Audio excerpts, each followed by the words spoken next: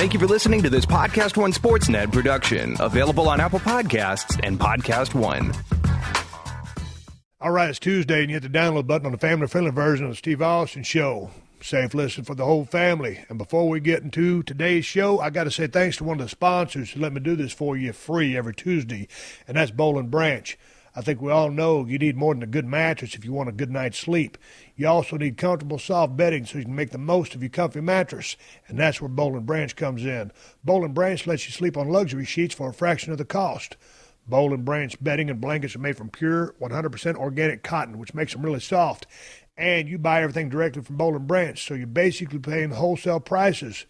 I've seen the prices of luxury sheets. They can set you back about $1,000 in the store. But with Boll & Branch, you can get luxury sheets delivered right to your front door for just a couple $100. And people love these sheets. Boll & Branch has thousands of five-star reviews. 3 U.S. presidents sleep on Boll & Branch sheets. Also, a global icon and a national treasure sleeps on Boll & Branch sheets. And here's the best part. You can try them for 30 nights. And if you don't love them, you can send them back for a refund. And to get you started, Boll & Branch has given you $50 off your first set of sheets when you order at bollandbranch.com and use the promo code Steve. That's bollandbranch.com and use the promo code Steve to get $50 off your first set of sheets and free shipping. Y'all know how much I appreciate you listening to the Unleashed show every week. And that's why we've created a new automated email system to make sure you never miss a single episode. Just go to podcastone.com/Steve Austin and sign up. We'll let you know exactly when a new show is out and who the guest is. So sign up now at podcastone.com/Steve Austin. That's podcastone.com/Steve Austin. The following program is a PodcastOne.com production. From Hollywood, California, by way of the Broken Skull Ranch, this is the Steve Austin Show. Give me a hell yeah. Hell yeah. Now, here's Steve Austin. All right, everybody, welcome to the Steve Austin Show. I'm coming to you from the Broken Skull Ranch way out here in South Texas. It's about 35 degrees. We've got a cold front move in. It's about damn time. We've been looking for some cold weather. I got Ted Fowler, 361, sitting about 5 feet away from me. This is the open of the show, but what's happened is we've been talking for about 2 hours, and there was a lot of headaches, hassles going on here because I had 42 minutes of good stuff, and then I looked down, and it says card full. Oh, man. I listened back to see what we had, figured, okay, we'll start from there. We got a good ending. We'll make a clean start like nothing ever happened. So then I had 3 microphones hooked up. It's December 19th. It's my wife's birthday. I thought maybe she'd want to join in on the podcast. Well, she didn't want to join in on the podcast. She'll pipe in here or there, as you'll hear on the podcast. But I figured, okay, since we're not running sound to that microphone, I'll just plug Ted directly into the Zoom H4n recorder. Not thinking what I was doing. I unplugged Ted, plugged it into something else, and I looked down after 16 more minutes of conversation and realized that I didn't plug Teddy back into the Zoom H4n recorder, so the 22 minutes that we just spent alongside the stuff that we lost, all you get is one side of the conversation. Man. So headaches, hassles, and all kinds of stuff going on here in the family-friendly show. I say in the body of this podcast, I just turned 52 years old. Yesterday was my birthday. Do I have any more podcasts in me? I crapped to bed. Good morning, Ted. Rather, good afternoon, sir. How are you? I'm doing real good after this morning. Dude, do you believe all the trouble? You've been here with me because if conversation ain't going like I want it to go, if it ain't flowing that good, I'll hit the stop button. We'll start over. And you've done enough of these shows with me to see me hit that stop button. And, boy, sometimes I appreciate your patience. But when the card ran out, technically not my fault. I caught it. We lost, a lot of time. And then when I unplugged you, that was another loss. That 16 minutes that we lost was probably the best material I've ever recorded in the history of the podcast.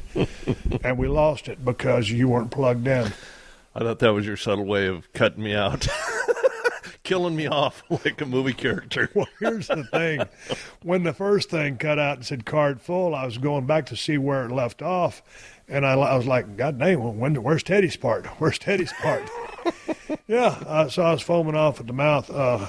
Man, it wouldn't be Broken Skull Ranch if it wasn't, fraught with trouble. You'll hear all the problems that we've got coming up on the body of the podcast. Flat tires, Dad locking his keys in my Bronco, 4 miles from the compound, people riding all over looking for him. I rode by in a Komodo tractor, saw that damn Bronco sitting there thinking, God dang, he sure is hunting for a long time. All those stories and so much more coming up here on the Steve Austin Show. I got an electric toothbrush sitting here on my table in front of me. There's 2 Diet Red Bulls that have been drank. I needed all the props for this one, folks. And the electric toothbrush that my wife got for my birthday. It's a Braun Oral-B with Bluetooth capability, 5 modes. Ted goes into the instruction manual. As you hear me describe what the podcast is about, you're probably going to hit the stop button and say, well, I don't need to hear about that kind of stuff. But that's what the podcast is about. That's it. Family friendly. Family friendly. And I can't wait for the Thursday show because that way I can tell you how I really feel. It is always fun, though, Teddy, to be able to tell these extravagant stories of discombobulation, confusion, and cluster mucks using family-friendly jargon. It's challenging. That's one of the things I respect about Jerry Seinfeld, that he can be so funny but be so clean in his humor. That's why, and not to compare myself with Jerry Seinfeld because he's a genius and I'm an idiot, but nonetheless, the guy's able to make you laugh your ass off and not cuss. Pretty good. Yeah, yes. Yeah, I'm not a big fan of him, but he is, a good comedian. Yeah, but do you watch Seinfeld show? No. God dang. Come on. See, I didn't watch that show when it was on air, but when it hit syndication, like now, Kristen's like hooked on it. She'll watch every single episode again. I've had a gutful, but Jesus Christ, that guy's still making a killing off his syndication. I mean, he's rolling. Oh, dude, he's rolling. Yeah, he's just not my cup of tea. You don't get hot about it. From a comedian standpoint. It's Kristen's birthday. She's a fan.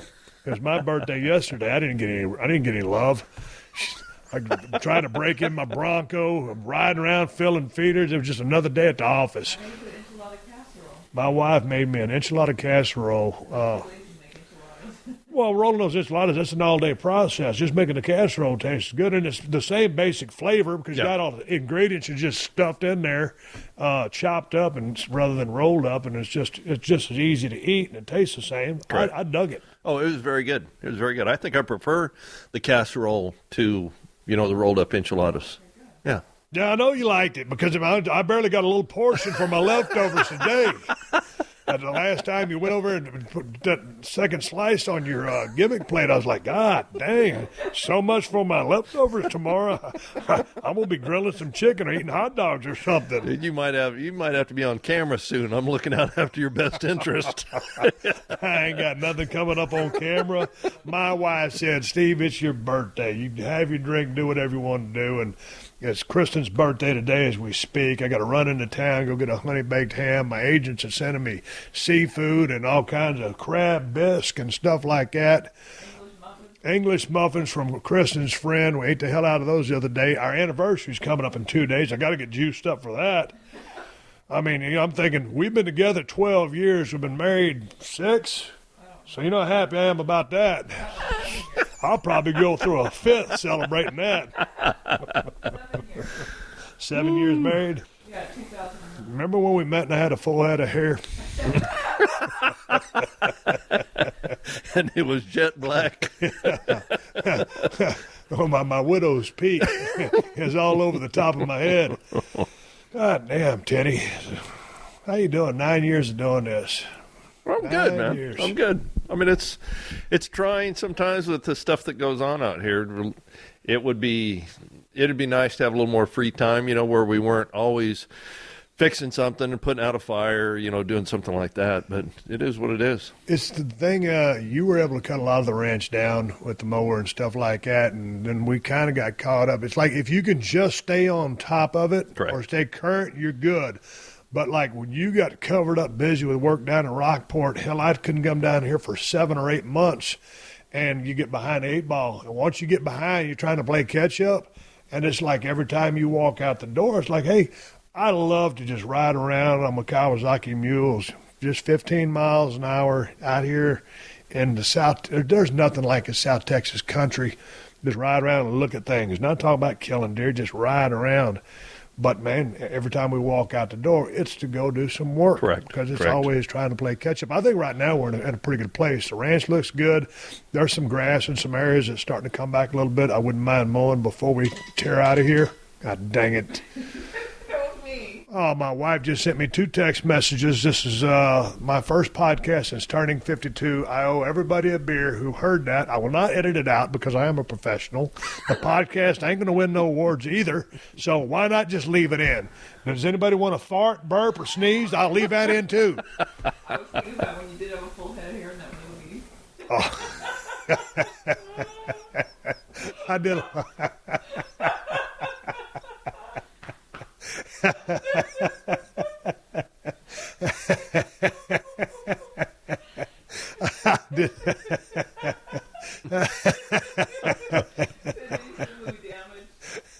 Yeah. It wasn't damage. Oh, was it? No, it was that movie where I lost my memory. Oh, what one was that? The Stranger? Or what? No, yeah, Stranger. Yeah. Yeah. I get this script. It's, in theory, it sounded pretty good when I was reading the script, but you needed about $20 million to make this movie correctly. I think we had 800 G's. So it's a high concept movie. I'm trying to infiltrate a Russian mob or something like that, and I get captured, or they're doing something to me. They're trying to interrogate me, so they inject me with some truth serum. So, yeah, I didn't even have the wherewithal to research how a person would act if you got injected with that stuff. So I'm acting all groggy in the movie. But nonetheless, there's a part of the movie where I guess I was homeless or something like that. And so I had hair. Because it was like a flashback. And the makeup girl in Vancouver put the god dangest wig on me you had ever seen. And then I had a long beard as well. And I sent a picture of that to Kristen. It is absolutely ridiculous. If you haven't seen my performance in The Stranger, don't waste your time. But I look like the Lion King. A young Moses. I had the god-dangest mullet you ever saw. Unkempt beard was the drizzling crap. You talk about ridiculous. I showed up on set like a superstar. Stepped out of my Chevy Suburban, and everybody said, "Oh, geez." Cut. Can we kill this guy and get him out of the movie? We know he's number 1 on the call sheet, but can he have a real bad accident where he tries to save his wife and daughter and the car blows him up too? It was that kind of movie. Oh, no, I told that story before. You know, trying to rescue my wife and my daughter, and they were blow-up sex dolls with makeup and wigs on. Yeah, and I was desperately trying to get through them. You know, had the flame bar going through there. A full Daniel Day-Lewis movie. Some of the things as you look back at your life, I don't know where I was going before I went off on this. What made you think of that anyway, Kristen? You got a full head of hair and I started Oh. You know, this is the first podcast since I turned 52, and I told Teddy before I hit the record button, I said, brother, we're going to really knock this one out of the park. I'm 52 years old. I'm going to be able to show the people that I still got it. Clearly, I don't. How are you feeling about your performance over on your side, Teddy? The first 2 takes I thought was pretty good. I've had so many goddamn technology problems since I started doing this podcast stuff. I tell you what, it's a recorder, it's a couple of microphone lines and a couple of mics. You put a chip in the computer, you send it to Stacy, she edits into commercials. You know, it shouldn't be nothing but a thing like a chicken wing on a shoestring, and something always messes up. That's my life. Something's always messing up. The glass is half full, but there's a dead fly in it. And I need more ice.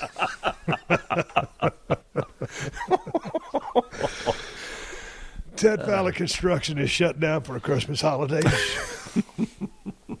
and through New Year. Through New Year.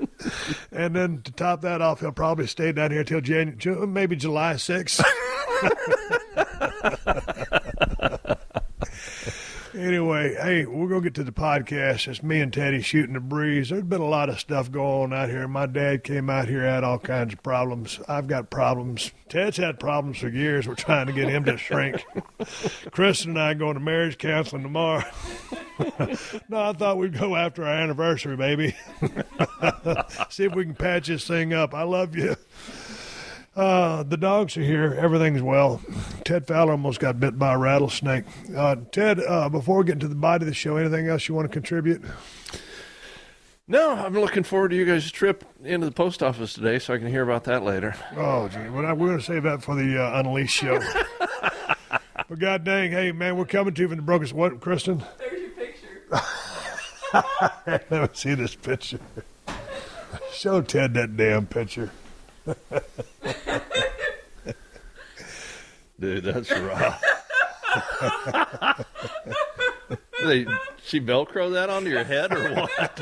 Let me see the damn picture. Look at where your hairline starts. And see the look on. This reminds me of Apocalypse Now. When was it? What's the famous actor's name? Marlon Brando. Yeah. The horror. Oh, the horror. Well, you forgot about the beard one.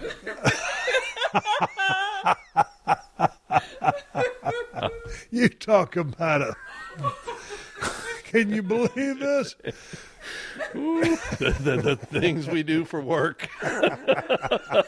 Hey, it's like Andrew Dice Clay said, little boy Blue, hey, he needed the money.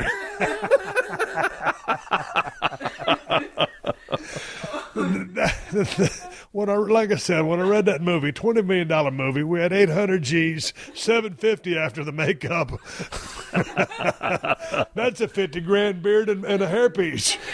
Dude, if I had any aspirations to be an actor, they just got extinguished right there. People ask me, why don't you do more movies?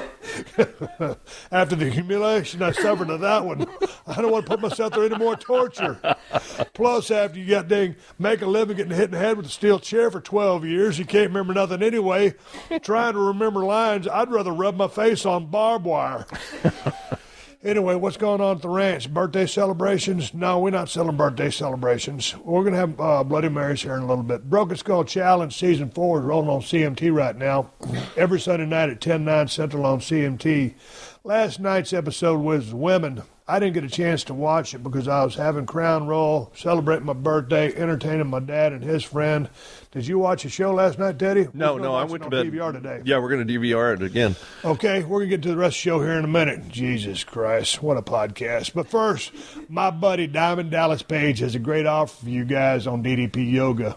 Dallas loves the holidays, and he's spreading his Christmas cheer with a special offer on his DDPY program. Buy a max pack or a combo pack and get the second one for 50% off at ddpyoga.com/Austin. Did you hear that, Teddy? 50% off. It's half. Acknowledge, 50% off. That's a hell of a damn deal. So get one for yourself and then give one as a gift. Hint, hint, Teddy. So you still got a few days before Christmas, and this is the perfect last-minute gift solution. Problem solved. I know I've been talking about DDPY pretty much since I started this podcast, and it's because it has changed the lives of so many people, from disabled vet Arthur Borman to Jacob Snake Roberts and Scott Hall. And y'all know how many other pro wrestlers do DDPY too.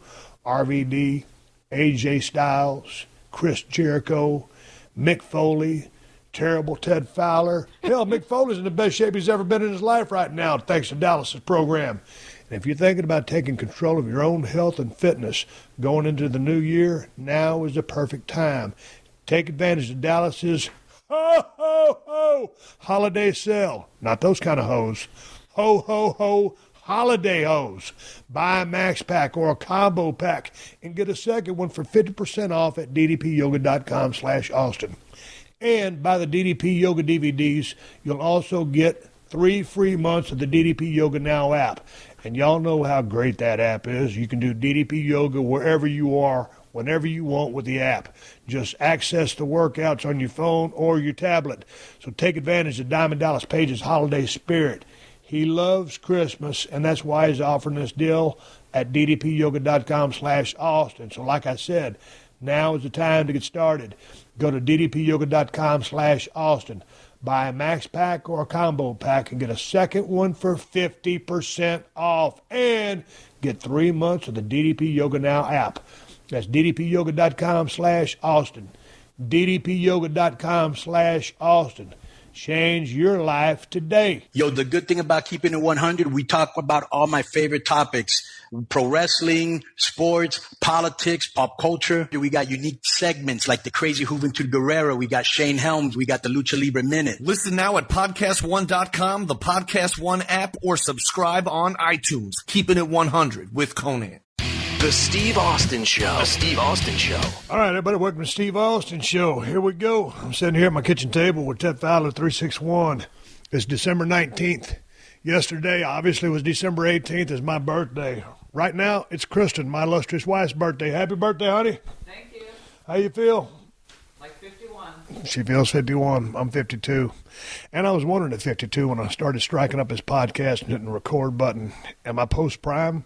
Do I have another great podcast in me? We're here to find out. Sitting here just to offer as much support as you can. Ted Fowler, 361. Good morning, Ted. How are you? I'm doing real good after we muddled our way through this morning. God dang, we just got stampeded by a bunch of dogs. Cassie and Ted's prize chocolate lab. We call her the water buffalo because every time she comes over, she sticks her head down in my damn water dish that we keep for our dogs and drinks up all the water. And then while I'm making my drinks, she loves ice cubes too. So I'll give her doubles and triples of ice cubes while I'm making cocktails. So I guess, in effect, she's my drinking buddy. But God dang, you talk about a handful. When does dove season come back on? We got to get her out in the field. It's on right now. Well, we got so many hassles, I don't know if we can get her out in the field and get our shotguns out. We'll have to walk out there, just play it safe. God dang. Anyway, you talk about headaches, hassles, and all kinds of stuff. This is family friendly. It needs to be unleashed, but I think we can let it fly like it is. I got a mechanic in Tilden that works on all my vehicles for me. I met him a couple of years ago, and he does house calls. So he said he'd be here at Monday, 10 a.m., and he showed up at 10 till 10 a.m., and my dad's Bronco was broke down. He's already got that thing fixed. My push mower, which is broke down, he works on those too. So he said it's water in the carburetor most likely. He's working on that. My tractor's spitting out hydraulic fluid. He's going to track down that leak. And then he's going to fire up my green and silver Bronco and find out why my check engine light and my ABS light are on. So, God dang, we got the repair squad here. And it was there's a microphone waiting for you with a 20-foot cord. Get your ass over here. My wife said in the distance, can she bring the toaster out to see if he can work on that? What is wrong with the toaster? It doesn't toast. It doesn't toast. I'm sure he can fix it. Holy smokes, man. I tell you what, my dad and his friend rolled out this weekend for a hunt, and because his Bronco was broke down, I gave him mine. And mine is the Ford Bronco XLT. Now, the XLT is different from an XL. The XLT has electric door locks and electric windows. They all come standard like that. My dad's is an XL. Manual windows, everything manual. So anyway, he goes hunting yesterday on my birthday on the southwest corner of the ranch, the farthest place you can hunt on the ranch. Me and Teddy running our Mule Pro FX FXTs. We got it down. And then, man, we do the morning hunt. My dad's down there in my green and silver Bronco, and I decided that I needed to move a couple of the deer feeders and do some cutting with my mower. So I get in my Komodo tractor. I drive all the way down the west fence line. I hit the south fence line, make a left. I go by the deer stand when my dad was hunting, and I see my green and silver Bronco parked there in the brush. And I'm thinking, damn, it's 11 o'clock. He sure is serious about trying to kill that deer. And so as I kept going down my tractor on that south fence line, I said, man, I better call him. So I called my dad once. I went to voicemail. I called him again. I went to voicemail. I sent him a text. Dad, where are you? Did I mess up your hunt? Ted, what happened? Because didn't you get a phone call about that time? Or what happened? I got a phone call at 9:30 when I was helping Donnie with his deer in the field. When he says Donnie, my Uncle Donnie also came out to hunt, and he shot a deer. Yeah, because when my hunt was over, I was driving back, and I noticed Donnie was pulled over on the side of the Mason-Dixon So I rolled up on him, and he said, hey, I got that deer down. I need help loading it. And I said, okay, sure.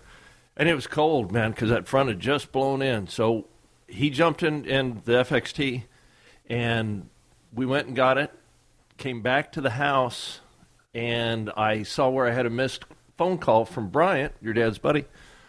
And as soon as I looked at my phone and saw that, Bryant called me again, and it was about 10:40. And he said, hey, have you seen Kenneth? And I said, no, man. I said, where are you at? And he goes, I'm still sitting in the deer blind waiting for Ken. Because my dad had dropped him off. Yeah. He goes, I can't get him on the phone. I don't know if something happened. And right away I'm thinking, dude, because he's what is he, 81? He's 81 years old. Yeah.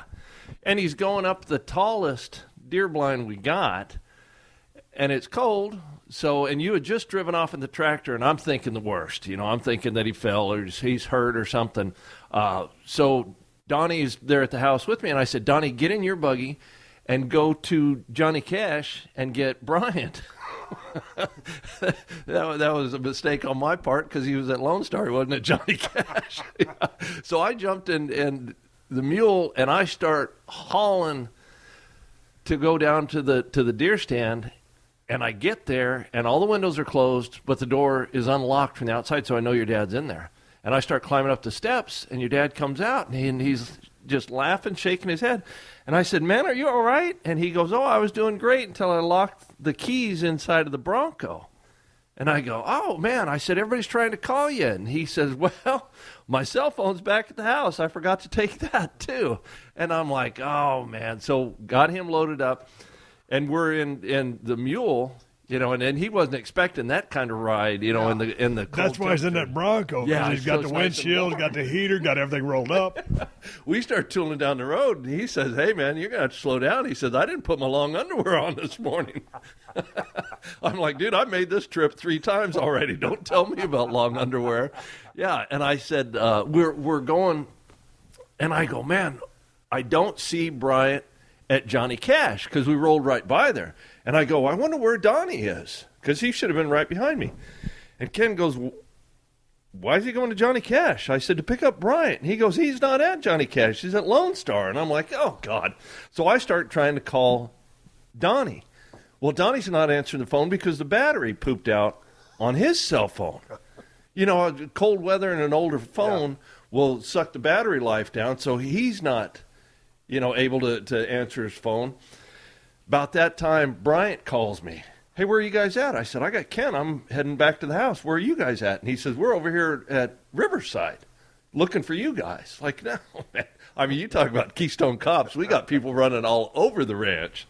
So we finally get back to the house, and then the real fun starts, trying to get the keys or unlock the door of the Bronco. Man, I rolled in, and I didn't see anything. It was an uneventful hunt for me. And I see my dad, and boy, he don't look good at all, because he had first decided, well, lock the keys, I had to lock myself out of the vehicle. I'll just walk down to Johnny Cash and tell Bryant what's up. Yeah.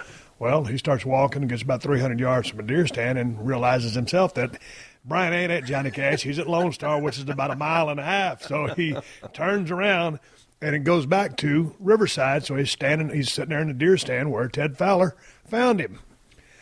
And he didn't have his phone. And my dad always takes his phone, but it was just one of those mornings where he forgot to take his phone, and anything that could go wrong did go wrong. He locked himself out of the damn Bronco. So anyway, I had him on this buck. I wanted him to shoot this 8-point call buck.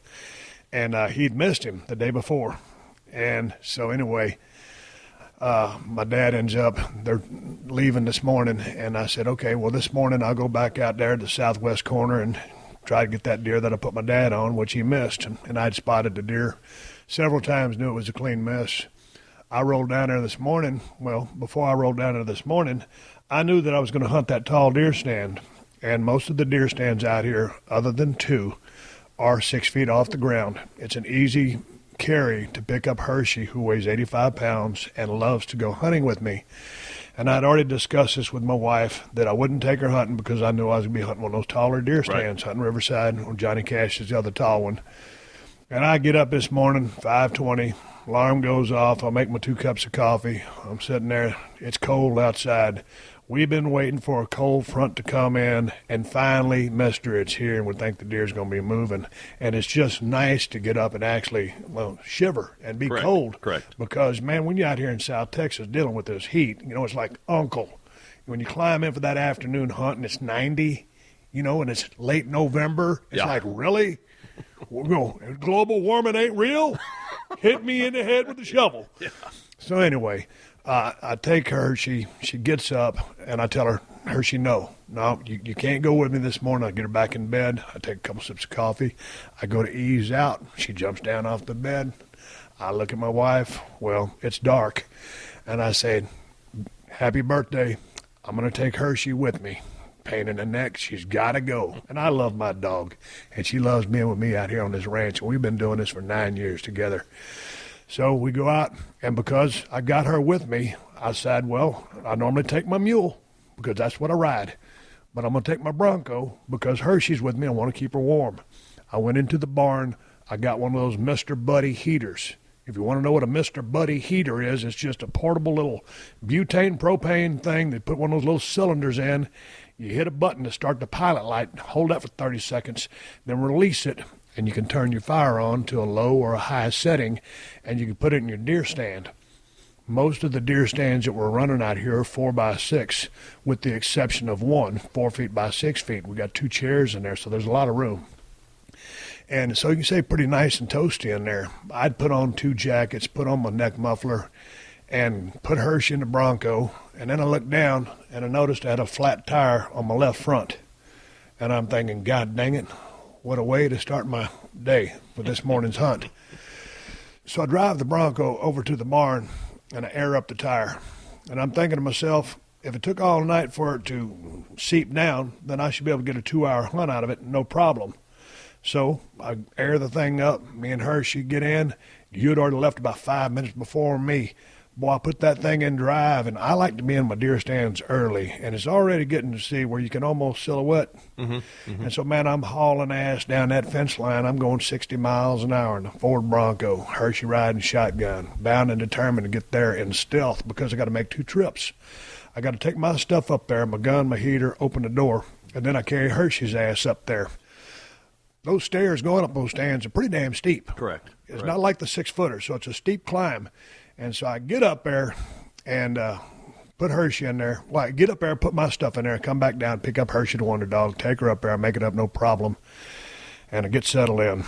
And daylight comes, and I'll be damned if, there's the buck that I'm looking for. And I take that buck, and there's another buck out there that needs to go as well. And I said, well, if he's going to stick around, I'm going to take him too. And down he went. And so I get down from the deer stand. And before I got down from the deer stand, I sent Ted a text message. I said, I'm carrying Hershey because we got to be real specific with things that are going on out here. We don't think, someone just sent me a thing on Twitter. Well, when I told you about the flat tire, I said, did you tell Teddy you had hassles? I said, no. I was specific. I said, I got a flat effing tire. So anyway, I climbed down from the deer stand, and I go over to that first deer, and I pull him out of the brush, and I look down, and God dang, if that tire on the front left ain't flat as a pancake again. And I'm thinking, you got to be kidding me. Again, down here on the southwest corner of the ranch, the farthest damn, staying from the damn house, 4-mile walk. So I texted Teddy, I called him. He answered his phone in stealth mode. I said, hey, man, you got anything over there? He had a couple of bucks underneath the stand. He had a couple of bucks underneath his feeder. I said, man, I got a flat tire down here. When you get done with your hunt, just grab that portable air tank and bring it down here and air me up. So anyway, about 20 minutes later, here comes Teddy, shows up with the air tank, and we put the deer. My dad has this little system on the back of his receiver hitch where you can lay a deer. And we put that one deer on the back of that thing, and then we put that other deer on that ox rack on that mule. And God dang it, we aired that tire up, and we just hear that air just seeping out like oh, man, it was bad. We had our fingers on the holes. Ted was looking for cactus to stick in the holes. And I said, no, piss on that, man. Let me just haul ass. So I take off easy. I got the 8-point buck on the back of my receiver hitch on a platform. I make the corner. I gas it. I hit down the south fence line. I gas it again. I know that I can't go too long because my tire's going to be flat as a pancake at the rate that air is leaking out. And I'm looking. So see the deer's horns hanging off the right-hand side in my right passenger mirror. Well, he's still there. Yep, I hit the gas. He's still there, and all of a sudden, he's about 60 yards behind me on the dirt road. And y'all know I don't post a lot of pictures of no animals on my Twitter account because I'm copacetic to the fact that not a lot of people are into hunting, and I show respect to the animals. But all of a sudden, I got this damn 8-point buck laying in the middle of the damn road, and I got a flat tire. Here comes Teddy. I said, God dang it. We grab that buck. We just manhandle him and toss him in the back of the damn mule. And we got a little bit of air in that compressor tank, so I put a little bit more air in that tire, and boy, I haul ass, Dale Earnhardt Jr. style, make a left over the big culvert, head of the Mason-Dixon line, and I'm getting it. And I'm looking at my left driver's side rearview mirror, and I'm thinking, God dang, I got a little bit left in me, but I know if I keep going, I'm going to ruin that wheel, I'm going to ruin that tire. Finally, I pulled over. Here comes Teddy with both those deer and this damn mule. I said, man, you're going to have to go get that compressor tank and get some more air and come back and fill me up. Ted comes back. He's got a full compressor full of air, and he's got the plug kit, where you can plug a tire. And those plugs that you plug a tire with, what are they made out of? Yeah, it's rope coated with almost like rubber cement. So it's cold out here. It's 30 degrees this morning. So where did you have those things stashed to try to warm them up so we could put them through the needle that you plunge into the tire? I stuck them in my face mask, put them next to my mouth, so when I was breathing out, hopefully I'd warm them up. They'd soften up. You talk about jerry rig. Anyway, boy, I tell you what, we put some air in that damn tire, and you just hear the air just shh. God dang, this ain't a leak. This is a mega leak. Teddy's over there pulling those damn plugs out of his face mask. I'm thinking, what in the hell is going on here? I thought you was chewing them like chewing tobacco or something. We plugged that one damn thing, and it took both of us damn near to stick that plug in the other tire. And I said, God dang it, I'm a haul ass. And this time I made it all the way to the barn. I just parked that thing in the barn, and it's flatter than a pancake right now. So we got some issues going on here at the Broken Skull Ranch, but the thing going back yesterday to my birthday, I just wanted to ride around. I thought maybe we'd do a Bloody Mary or a margarita just in celebration. We don't do presents. We don't do cakes and stuff out here. It's just another day of the week. I just like to take it easy. But when my dad had locked the keys in the Bronco, I figured, well, I was wanting to get on my tractor and do a little bit of work because, it's fun work, but just kind of just tool around type stuff. Yeah. And so I go down there and with my wife, and I figure I got a couple of coat hangers, and I know if I can get in there and hit that lever, on the Ford Bronco, on the Ford, if you pull the handle up, that'll unlock it. I don't have anything I can push because I can't make the angle to push that unlock button on the side of the door. So I'm over messing around, and Ted says, you want me to go with you? I said, no, Kristen's going with me. Well, I had a highway patrol guy that was going to come over here, and it was family wanted to meet me. Right. A friend of mine for a long time out here. Pulled me over many times and didn't give me any tickets. He was going to be here about noon. I figured, man, I can get in and out there in 30 minutes because I think I got the system figured out. And I took a crowbar down there, some pry stuff, and Ted gave me some wedges to put in the door. And I had that thing wedged open, and I was trying to have some success. And I said, God dang, I can't do it. And brought my wife back, and they were running late. So Teddy jumped in with me. We ran back down there, hauling ass down the road in my Chevy pickup truck, running about 70 down that west fence line. We get down in there, and we're having a little bit of success, and people are coming over. Kristen gives me a call and says, people are here to see you. And Teddy says, man, just leave me here.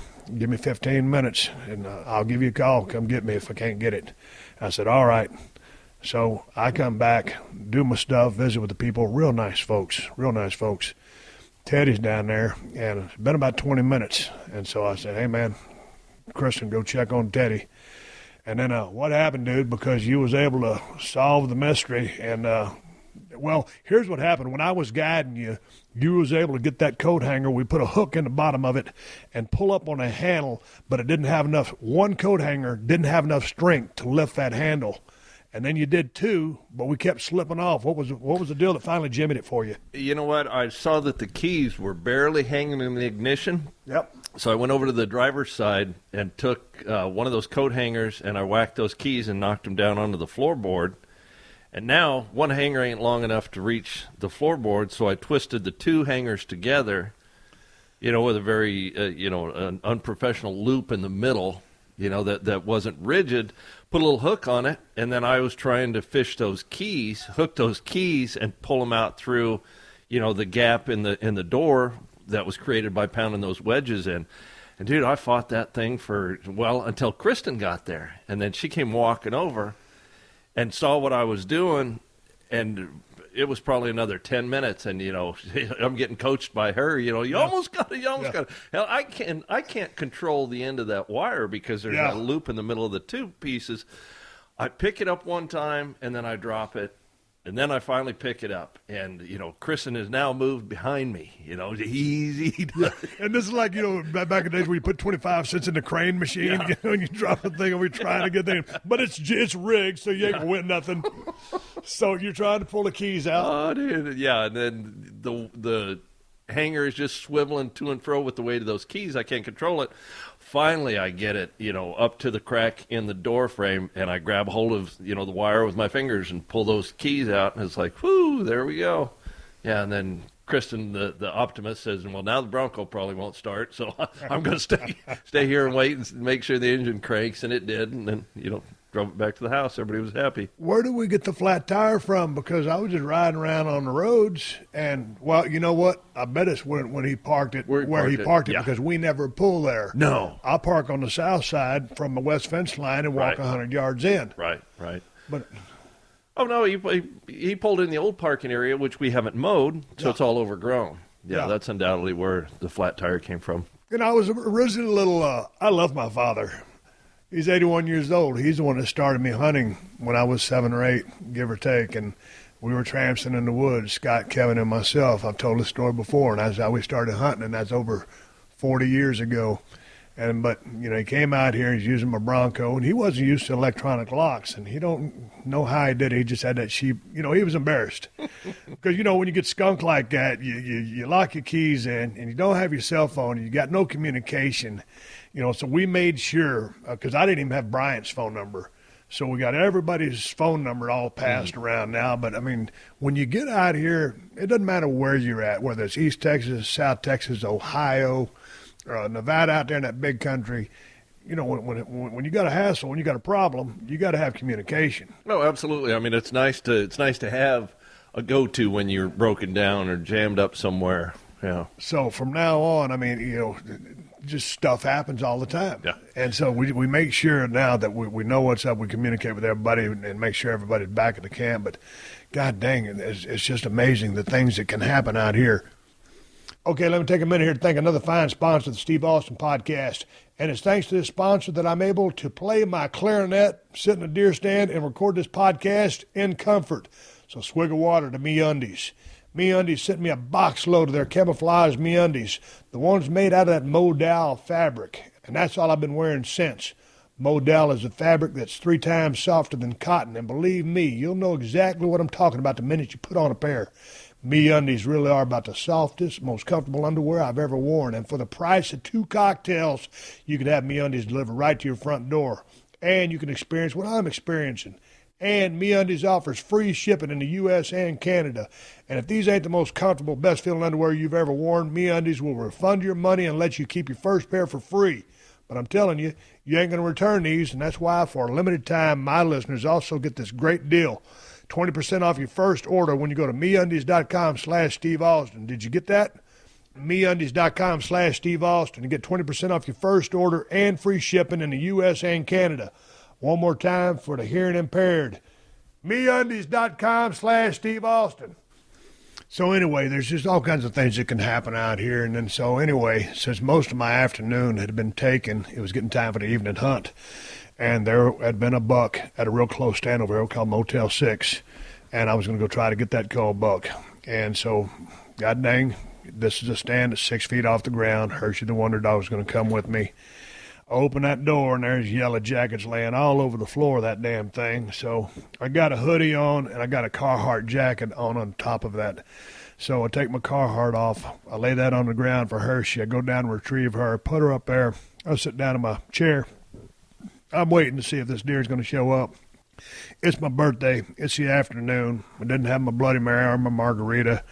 But you know what? I'm just relaxed. I'm just having a good day. It's so fun to be out here now that the cool weather's showing up. And it doesn't matter about taking a deer or not. It's just being out there enjoying the outdoors. Right. And I just kind of reflecting and thinking, hey, man, I made it to 52. I'm kind of happy about that. Didn't know if I'd get there, but I did. And I was just sitting there and thinking, man, this is kind of slow. Maybe I'll move deer stands, but, maybe I'll just go and commit to this thing because sometimes those guys that you're looking for don't come in until right before dark. And I said, I'm just going to hold here because I'm enjoying myself and just checking out the brush line, glassing. And God dang it, a damn yellow jacket bit me right on my goddamn left calf, stung the hell out of me. And I wear the same stuff every single day out here, camouflage shorts, a couple of long sleeve shirts, Carhartt hoodie, and my rubber mud boots. My rubber mud boots come up to about almost my knees. And so all those yellow jackets, I thought all of them was dead. The one was playing possum, and he saw fit to crawl up about 1.5 foot of rubber boot and launch in and sting my goddamn calf. I said, well, look at this son of a gun. I mean, I'm having just a nice reflective moment here thinking of all the places I've been, all the things I've done in the business of pro wrestling, and I'm fortunate enough to be sitting here in a deer stand with my chocolate lab, Hershey, that I love to death, and enjoy the great outdoors, and this uppity yellow jacket has to come up there and put a damn whoop ass on my damn left calf. So I sent Ted a text full of 4-letter words saying a goddamn yellow jacket just bit the hell out of me, paraphrased. And I said, I'm going to move on down the road, try another stand. So I got Hershey down, got my rifle, my binoculars. I had 2 tumblers of coffee in there from previous hunts, collected all my stuff, put it in my mule, drove back here to the compound, and I said, well, you know what? It's kind of chilly. That Bronco's pretty quiet. You can be pretty stealthy in that Bronco because of the exhaust system. Yeah. Hershey'd had enough. I dropped her off, and I figured, you know what? I'm going to go get on this particular part of the ranch that I'd seen a really good deer at. Ted was there with me when I saw him. I figured, you know what? This is December 18th. It's been a real crappy day so far. This hadn't been the birthday that I was wanting, expecting, or hoping for in any way, shape, or form. So I get in my Bronco, and I'm cruising down the road. I'm starting to stealth around, just look. And I just figured, hey, man, this is going to be the buck of a lifetime, because all the stars are going to line up, and he's going to show himself, and I'm going to knock his ass down. I drove around, and I checked out a couple of deer stands. And by the time dark rolled around, nothing had happened. Unsuccessful hunt, and I rolled back in. And then I promptly started drinking Crown Royal Black and celebrating my birthday. I'm 52 years old. And Teddy said, Steve, you want me to sing happy birthday to you? I didn't get you anything for your birthday, but I will sing happy birthday to you. I politely declined. But I appreciated the offer. How was your evening hunt? You filmed a couple of good deer. Man, I saw a lot of good deer at that deer stand. Yeah, it was good. Not the one that I'm going after didn't show up, but I saw a couple of phenomenal deer. And then I had a little mishap when I moved and went to where would I was? Oh, Titanic. Yeah. Because I was going to sneak that at dark, and there's a hog out there in the field. Well, when I went to sit at that Tombstone, I just put my magazine in my gun, but I didn't rack in a shell. So I, snuck into Titanic, and I saw that hog out there in the field, and I thought, oh, boy, your Diablo kid's going to score again. And that hog is, just flitzing around, and it's nervous. Not because of me. It's just nervous. And, I'm trying to hold that gun up with that suppressor on the end. It's kind of a load, so I want to get a good steady rest. I get the bright idea I'm going to just lay down, go in the prone position, on all those thorns and everything. I plop down. Are you walking in on the road? Yeah, I'm walking so you're in doing your sneak. Yeah, I'm doing my sneak. Yeah, and I look at the feeder and I don't see any deer, so I go all the way to the edge of the brush, and then I see that old black hog out there. Yeah, so I lay down and I, get a good rest, and he goes over to the brush and he stops, and I click that gun off safety and I ease on that trigger and it goes click, because I forgot to rack a shell in, and I'm like, oh great. So then when you make that noise to open your bolt, yeah, he scampered off of there, and it was like, oh lordy, yeah, whoopsie. I'll just say there's a competitive spirit going on out here as far as the hogs go, and leave it at that. But when you say that you were doing your stalk and that you laid down in a prone position to fire off, was this pre or post rattlesnake sighting that you had at close encounter? That was post. Okay, but tell me about what you were thinking about, because you didn't tell the rattlesnake story, because you were going to hunt a particular stand, and you sent me this video, and I'm sitting there watching Ted, and all of a sudden I just hear this damn rattler, and he is mad as a hornet. What happened? Man, I was going to Tombstone again for an evening hunt. And I'd been hunting that thing pretty religiously and hadn't had any issues. Yeah. And you know what? The funny thing is I always wear my snake boots. But a couple of times I broke out my rubber boots, because they're more comfortable to get on and off than those leather snake boots. And, then I got back into wearing my snake boots. Well, I went to go do the evening hunt, and where the mowing stops, right at the edge of the brush line, there's, the grass is 2-3 foot high. Well, to sneak into that stand, I got over next to the brush line, so I didn't silhouette myself. I was probably 20 yards from the stand, and I've got my gun in my left hand and my backpack over my right shoulder. Well, when I went to crouch down a little bit, I took my backpack off and, was hanging it off to the right side of me. And I took probably 2 steps, and that rattlesnake started buzzing in the brush. And I could hear it, but I couldn't see it. I didn't know exactly where it was at. So I took a couple of steps back. Now, when you first heard that thing, did you just freeze? Yeah, because I wasn't walking through the brush, but I was right next to it, and I knew it was very, very close. So I took a couple of steps into the road and grabbed my phone and started filming because I wanted to see it. And then finally, I made out, where it was at. And I picked up my gun, and, with those adjustable scopes, when we're shooting long distance, you got that thing wound up and magnified as high as you can. Well, I pull that scope up, and all I see is, yellow grass. It's wound up too high. So I turn it down all the way down to 4. And I can't see where his head is because it's so thick in there. I rattle off a shot, and I did hit it.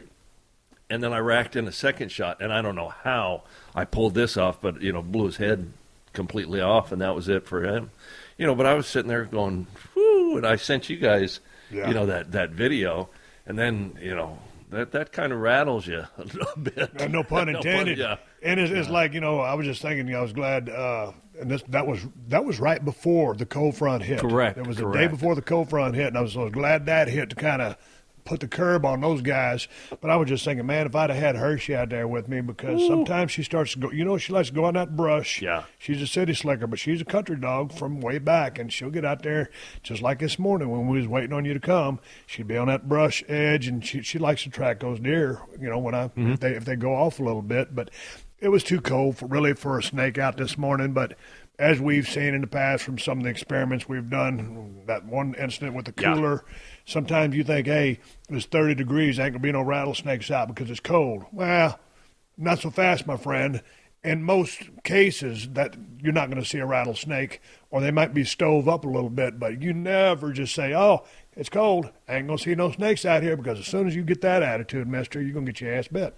You know what, you're absolutely right. I'm real comfortable running my dogs in the morning when it's real cool, but because it warms up so much down here, and I think, once the sun starts to go down, the snakes are going to go to the road to try to warm up. So I don't run my dogs in the afternoon or in the evening out here just because of that.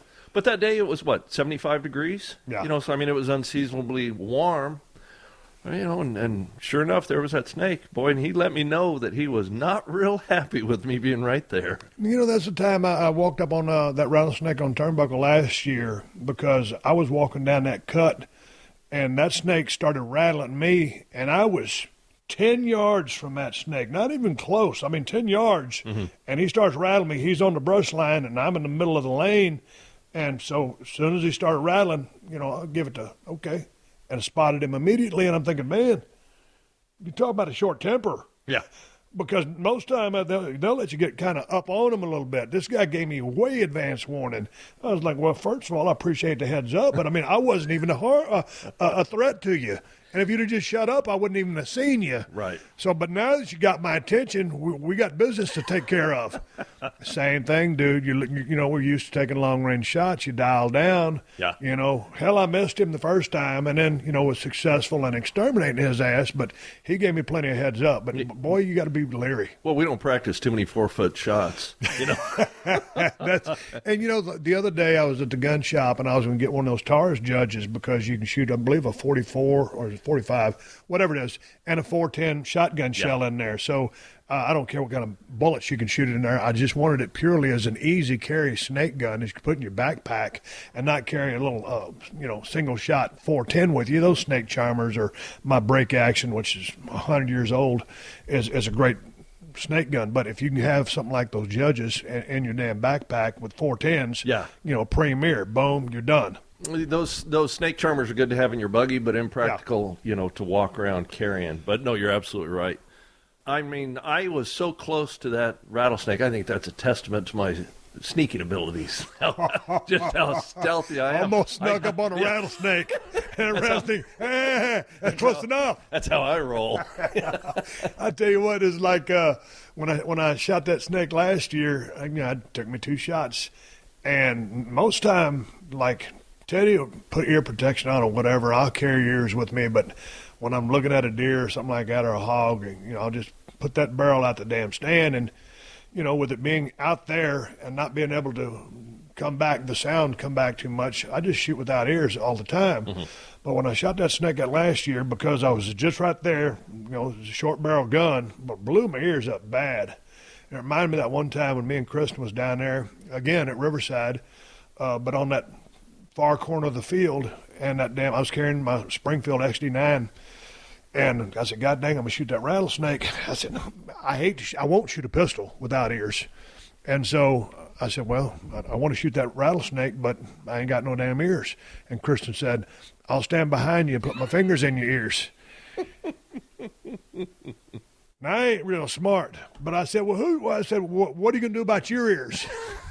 She goes, oh, yeah, you're right. And so anyway, I told the story before, but I tried to hunch my shoulders up. You look like this. If you're trying to hold a pistol in front of you and you're trying to put your shoulders up to cover your ears, and so I rattled off I went, pop, pop, pop, pop, pop, and blew my ears up. Snake it's a big-ass snake. Goes off in the brush. I'm thinking, boy, I tell you what, it sounds like I'm going to be listening to some bells and whistles, and sounds like I'm talking through like a tin can on a string for the rest of the day. What was it, a couple of years ago? You got some tissue paper out of the glove box or something and had it stuffed in your ears? Man, I'll start filling in my pockets. I used to have buddies that smoked, and they'd put the damn cigarette butt or the filter part. They'd roll those up and put them in their ears. Anything. Yeah. It was like the other day. Hell, I cut up some koozies. I had a koozie in my backpack, and I got my cold steel broken skull knife out, and I cut me those little pieces of neoprene to shove in my ears. Anything to just not get my ears blown out. Yeah. And here's the thing. I put in for my suppressor. I bought this suppressor about 1.5 years ago. It's shipped down to my gun store in San Antonio. And the suppressor just kind of knocks your noise level down and knocks your percussion, what's a kick? What am I saying? Like a kick. Yeah, the recoil. Recoil. Yeah. So the suppressor knocks down your recoil and your noise, and it works good for culling because you're not making so much noise. Correct. And, man, I went over to pick that thing up, and turns out when I went into the gun store originally, they didn't do the correct paperwork for me to get my suppressor. I called my lawyer. You got to set up a will and trust and all this stuff. So I'd done all the legal work, but they hadn't fingerprinted me and taken my pictures and nothing like that. So I've already waited a year, and then I just now went and did my paperwork 2 weeks ago. So now I'm looking at another year to get that suppressor because of the newer laws that made it even tougher to get those things. And I understand all that. I'm not complaining about that. And then Teddy said, well, hey, man, why don't you just let me go down there? I'll buy it, put it in my name. I mean, it's all the same, but that way you can hunt with it this year. And I said, hey, man, that's cool. Just get it so it's down here. Said you can keep it at your house, whatever. I'll pay for it, and then you just hang on to it.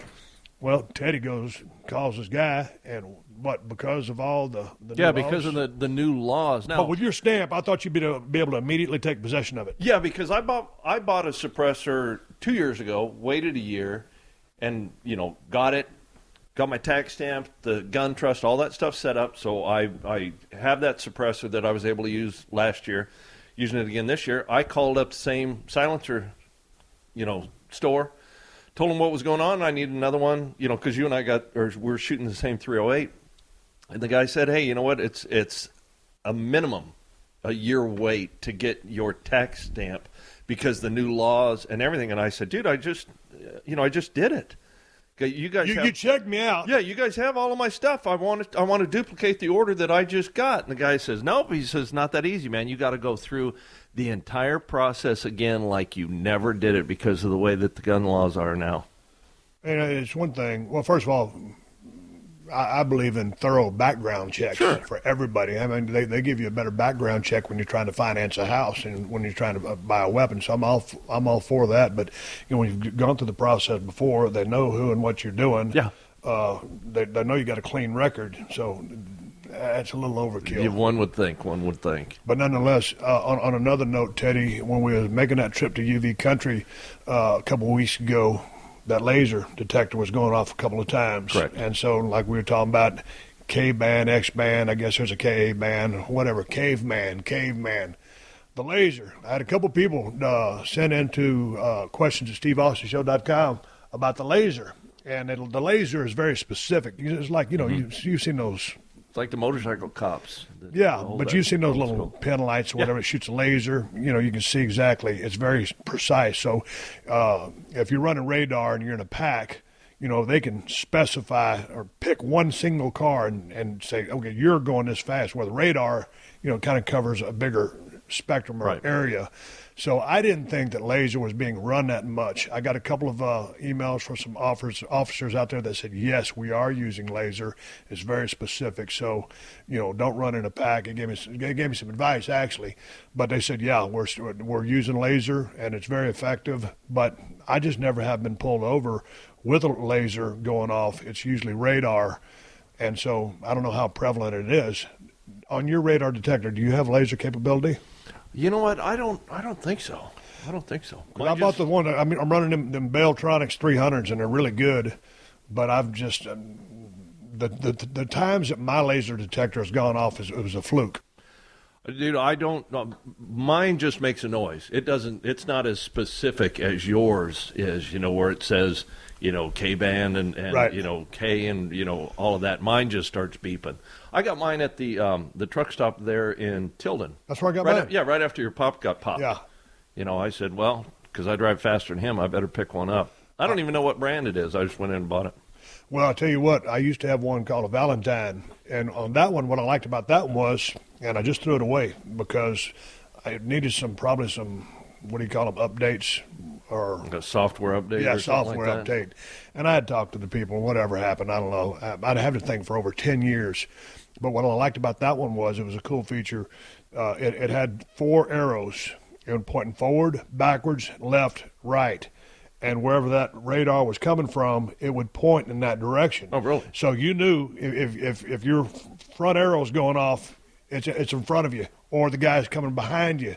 So I really liked that component of it. But then I started driving with it, but I think because it got outdated, that hell, you could be driving through town. I mean, just any kind of alarm system would set that thing off. I had arrows pointing which way. I didn't know which way it was coming or going.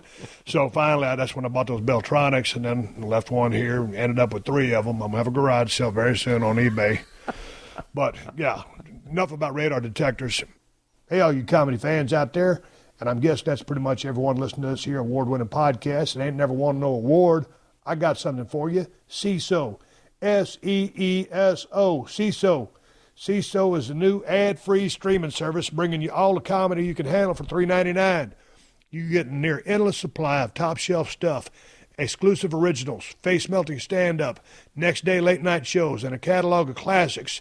And with Seesaw, you can get your laugh on anytime, anywhere. They got every episode of Saturday Night Live, including brand new episodes the day after they air. Seesaw has The Tonight Show starring Jimmy Fallon, the entire Monty Python catalog, and classic TV shows like 30 Rock, Parks and Recreation. And like I said, they got originals too, like Hidden America with Jonah Ray. This is Seesaw's fake travel show where the places are real, but the people are not. And right now you can try Seesaw free for 2 months when you use promo code PodcastOne at checkout. Just go to SEESO.com and sign up for 2 months free with promo code PodcastOne at checkout. That's Seesaw.com, promo code PodcastOne. If you're in the market for a car, then you need to check out TrueCar.com and the TrueCar app. TrueCar gives you the price and information you need to feel confident about your purchase. When you register with TrueCar, you'll see what other people in your local market pay for the car you want. From there, you can connect with a local TrueCar certified dealer and enjoy a more confident car buying experience. TrueCar shows you real pricing on actual inventory, so you see competitive pricing offered to you by TrueCar certified dealers for vehicles that are actually on their lots. TrueCar makes car buying easy, no matter if you're looking for a brand new or used vehicle. There's over 500,000 pre-owned vehicles available from TrueCar certified dealers nationwide, and there's over 13,000 TrueCar certified dealers. And over 2 million cars have been sold to TrueCar users by the TrueCar certified dealer network. TrueCar users save an average of over $3,000 off MSRP. So when you're ready to buy a new or used car, visit TrueCar.com or download the TrueCar app to enjoy a better car buying experience. Some features not available in all states. Teddy, do you notice anything about the table setup that I have here? Outside of your electric toothbrush sitting right there. Yep. My old electric toothbrush. Yes, I just got finished using it. Oh, my wife is here. Hey, come on over here, Chris, and pick up a microphone. We need a good finish to the show. You're shopping on Amazon. Oh, don't buy me anything for Christmas. Come on. Getting you another radar detector. That's the same bank account. Please don't get me anything for Christmas. I'll get it myself. I'd rather be specific and not have you guess. Boy, what a surprise. Yeah. An electric blanket. I was just fixing to tell you guys about the electric toothbrush my wife bought me for my birthday present. I looked down at my Zoom H4 recorder and it said card full. I said, oh, God dang, we need to cut the conversation off. How long ago did it stop? So I hit the play button, got all the way down to 42 minutes, and it kicked back on. And me and Teddy had been talking for another 16 minutes after I put the new chip in. And because my wife wasn't going to join in on the conversation, I had a splitter hooked up with 3 microphones. I said, well, let me go ahead and just take the splitter off and just run one microphone hot to Ted, and I got my microphone in my hand because my wife, since it's her birthday, won't join in on the podcast. So we just got finished talking for another 22 minutes, and I said, okay, I hit the stop button, and I looked down at my Zoom H4 recorder, and when I unplugged the splitter, I plugged Teddy back into something. I plugged him back into the own cord, so he was unplugged from the Zoom H4n. So we just got finished talking for 22 minutes, and all you can hear is my side of the conversation because I didn't have his microphone plugged in. Teddy just said they're giving us a go-home cue. Can you believe, Teddy, that we just had 20-some-odd minutes of some pretty goddamn good stuff, and now we're going to try to redo it? That I'm never surprised with this show. I'll take that as a compliment or a threat. Yeah. God dang. And see, that's why the show's never, ever going to win an award. I just got finished talking about this toothbrush twice, and it didn't record. It's an electronic toothbrush. And when you turn the thing on, I'm going to bottom line it. When you turn this thing on, if you brush too hard, see the red light come on, Teddy? I see it. That's the third time he's seen it because it's the third time we've talked about this goddamn toothbrush. Holy Not to burn the light out. When I started the podcast, I had 3 bars of charge on my electric toothbrush. Now I have 1 bar. And, of course, the Bluetooth lights are still on. What do you hook a Bluetooth electric toothbrush to, Teddy? What? Just tell me, because you got my instruction manual right there in front of me. You're the guy that reads all the manuals. Would you read the manual and tell me what the flip this thing does? It's got 5 modes. All I want, I don't need caveman. I just need one mode. Brush so I can get my teeth clean. There ain't nothing wrong with the manual ones that I had before. My wife saw fit to throw those things away. I always like to keep a damn toothbrush in my gun cleaning kit just to scrub parts, get some gunk and stuff off when you're cleaning your gun. There's always a reason to have an old toothbrush around. They're good for cleaning jewelry and stuff too, Kristen. Yeah, it's probably not a bad idea. I mean, I keep throwing mine out. You know, I mean, you roll through them every 90 days, change it out, get a new. Dude, you're a single guy. How many toothbrushes can you roll through? I mean, like when I get a toothbrush, that thing will probably last me 5 or 10 years. And that's using it twice a day. That's how durable they are. Yeah, dude, but you're not supposed to keep them around that long. It's like you're not supposed to keep it around after you've been sick because of the germs, you know, that live on your toothbrush. I get it. Look at me like he's using his hand motion to help me understand the germs. God, it's like I'm a idiot over here. This coming from the guy that plugged in the wrong cable on the mic. Well, I got this 20-foot, 30-foot cable I know rolled up like a damn rattlesnake on the table. My wife refuses. She's on strike because it's her birthday. So I tried to unhook that thing, just plug Ted directly in. I plugged it directly back into the same cord, and there's one-sided conversation. Headaches, it's Sam Roberts' fault that this happened. And I bought this splitter. My wife won't kick in on the conversation, and now she's got the gall to sit in my lazy boy recliner. I had a dude come over the other day, sit in my lazy boy recliner. He's like my Uncle Donnie. Hey, there's only one other person and myself that's allowed to sit in my lazy boy recliner, and that's my wife. Teddy, do you ever roll up into someone's crib? All your friends in Rockport, if you go back to Phoenix for a homecoming or something like that, and you know the dude's got his man chair, and you just go say, hey, and squat down and sit in his chair? No, dude, never. That's protocol. That's etiquette. Correct. That's guy stuff. Correct. It's like your chair over there. I'm going to sit in your chair. It's like getting up and going through the refrigerator. Yeah.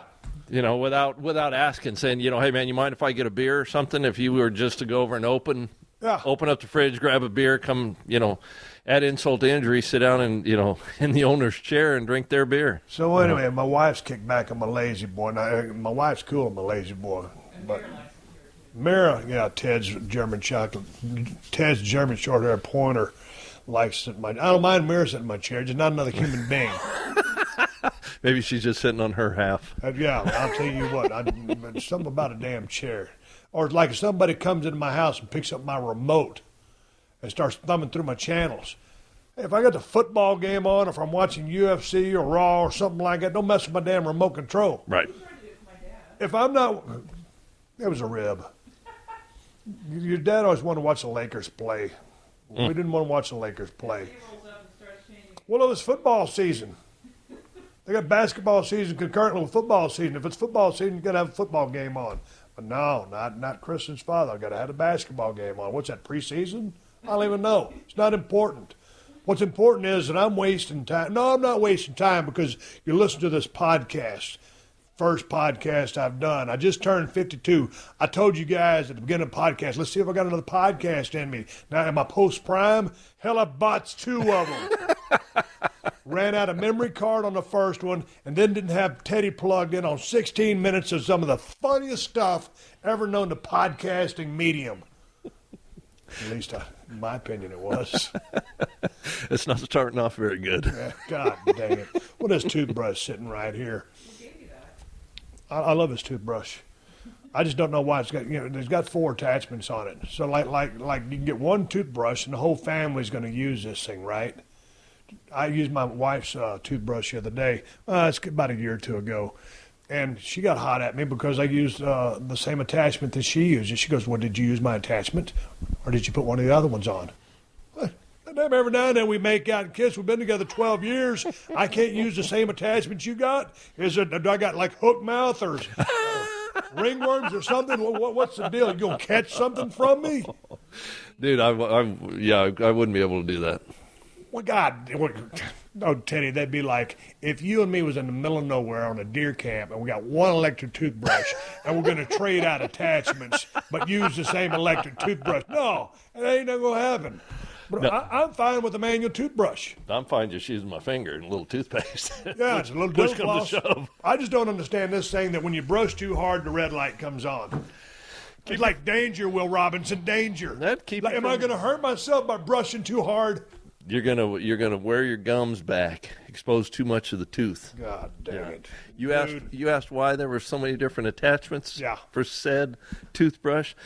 You have some task-specific brush heads. What would these task-specific brush heads be designed for? You have the power tip brush head, the ortho brush head. Yep. Let's see. Oh, this one. The 3D white brush head. The floss action brush head. And the last one, so I guess you got 6. You got a bonus head in there running around somewhere you haven't come across yet. The precision clean brush head. That's a lot of stuff. Which one do they recommend for just daily brushing? I don't want to try to, go full dental hygienist on myself. I just want to keep my choppers clean. If you got flies following you around and you've been eating a lot of meat, you probably ain't brushing your teeth enough. That's what I want. I don't want flies buzzing around my mouth when I'm talking. What's the regular mode? And this thing is Bluetooth compatible. Right, what am I going to pair it with? You're going to pair it with your iPhone. You're going to download the Oral-B app. I swear to God, it says right here. Okay, so what's this? Tell me. Download the Oral-B app for free, mind you. You're going to charge me on top of the $100 I paid for the damn friggin' machine? Kristen, how much does electric toothbrush cost? Send it back. That's too much. $80 for my birthday is too much money. Now, wait a minute. This thing could pay off because it says the Oral-B app gives you the opportunity. I love how the glass is half full with you. Give me the bonuses and benefits, Teddy. The Oral-B app gives you the opportunity to use your time more efficiently, chart your brushing progress, and customize your toothbrush setting. Yeah. So are you going to stand there in the bathroom with me tomorrow morning when I'm brushing my teeth to help me program this sapsucker? Dude, your wife is a computer guru, not me. You see what I did? I called it a sapsucker. This is family friendly. I know what you'll be calling it Wednesday. I'm going to have a whole different story about this toothbrush. Teddy, do you have Bluetooth capability on your Sonic Care that you're bragging about? Not on mine. You've already talked about it twice. I figured to talk about it 3 times. Didn't record none of it. No, it does not have Bluetooth capabilities and doesn't have a red light. When you see this 2016 model, does it want to make you trade yours in? Can you trade in an electric toothbrush? You can put it on a garage sale. You could sell it on eBay. Sell it on eBay. Yeah. There you go. So are you now inclined to buy you a Oral-B by Braun? No, dude, I'm cool with my Sonicare deal. How long have you had it? It could be worn out. It might not be cleaning your teeth to the optimum ability that you need your teeth cleaned. Oh yeah, because I get replacement heads for it like you're supposed to. Use it twice a day, like you're supposed to. Yeah, no, I'm cool with it. It's got a little timer in there, so it pauses every 30 seconds to tell you to move, from this quadrant to that quadrant. Yeah. Goes for 2 minutes and then it automatically shuts off. Yeah, but what if you just eat a bunch of beef jerky and you got a bunch of stuff trapped in your teeth and you need to spend more than 30 seconds on a quadrant? You got a manual override button. You can just say, hey, I want to brush until I get tired of brushing. That's why you floss first, man. So you floss before you brush your teeth? Yeah, and then floss afterwards. That's a lot of flossing. Yeah. Dude, but it's like cleaning the house, man. You dust first, and then you vacuum, and then you got to dust again. Because you stir up more dust. First, you sweep the dust off onto the floor, and then you got to vacuum it up, and in doing so, you create more dust. So you got a budget for your dental floss? Oh, no, dude, that stuff's cheap. So when you order new gimmick things for your damn brush, correct, you order them 4 at a time, or you just order a year's supply? No, they come in a 2-pack. Dude, same thing like with a regular toothbrush, 90 days, and then throw it out. God dang, you know how much money you're wasting? I buy a manual toothbrush. It lasts me 5 or 10 years until my wife decided I needed this electronic son of a gun. And the lady at the dental place, when she was scaling my teeth and I had all that stuff on them, and now they're back to normal. They're still yellow, but they're normal. She recommended that I get one of these, so my wife got one for my birthday. But I'll be damned if I'm going to throw away these brushes in 90 days, go get some new ones. Dude, that's along with a few emotional scars. Yeah. That's another little tidbit that I kept from being married was, how long you needed to keep your toothbrush and when to throw them out. I'm kidding about the emotional scars. When you and your wife decided it was time for you to go your separate ways, one go north, one go south, or east or west, whatever direction it was going to be. When she packed up all the stuff, did she take half? She take everything? She took everything. Dry? She took everything. Yeah. Carpet? No, we had tile floors. Yeah. Was she in there chipping those up? Because I'm missing a few tiles, and I do got emotional scars. Rolling up the doormat, I could use this somewhere. Yeah. No, dude, she did take the couch. I was really attached to the couch. It was pretty nice. But, I mean, she took everything. But that was, by design. I said, hey, you can go ahead and have everything in the house. I just want my own personal stuff and my dog's. Yeah, and that's cool because that way you can go down to IKEA. Go down to IKEA and re-man up and go caveman mode. Dude, caveman.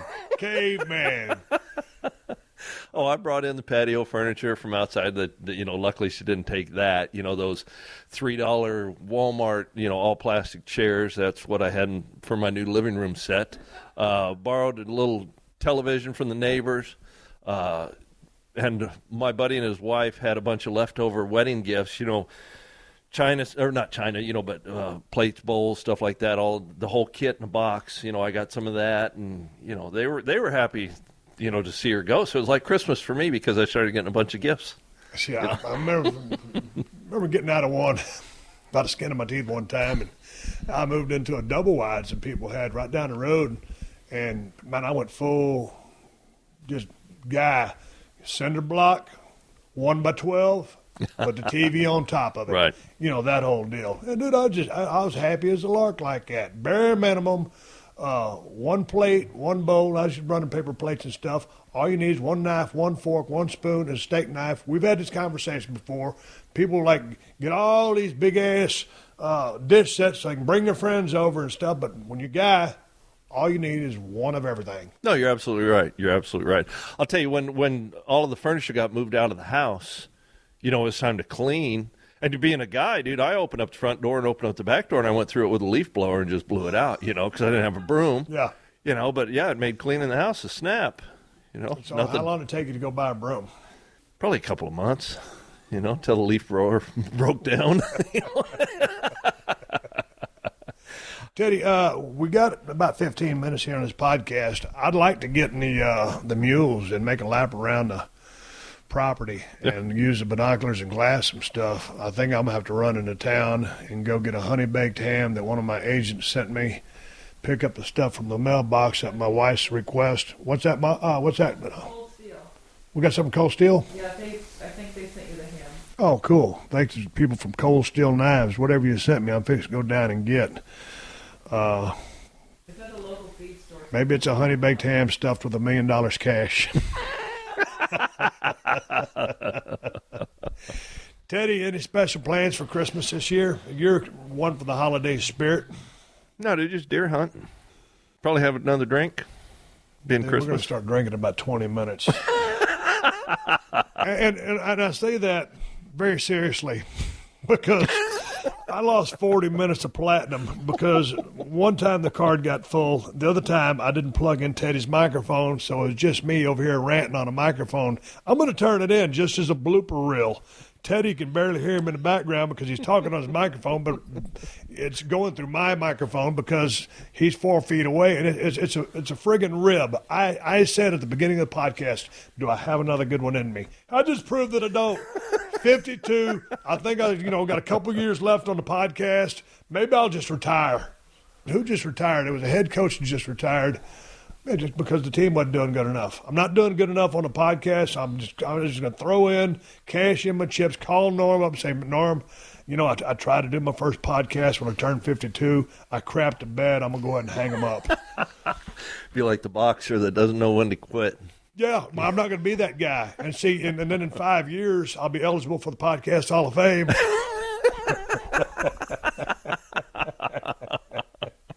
I don't know what it takes to get to I don't know if there is a Podcast Hall of Fame, but we're going to make one, and I'm going to be in it.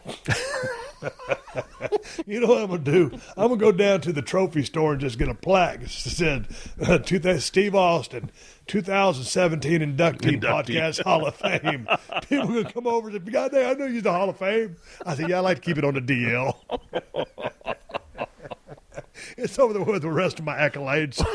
Husband of the Year, 2007, 8, 9, 10, 11.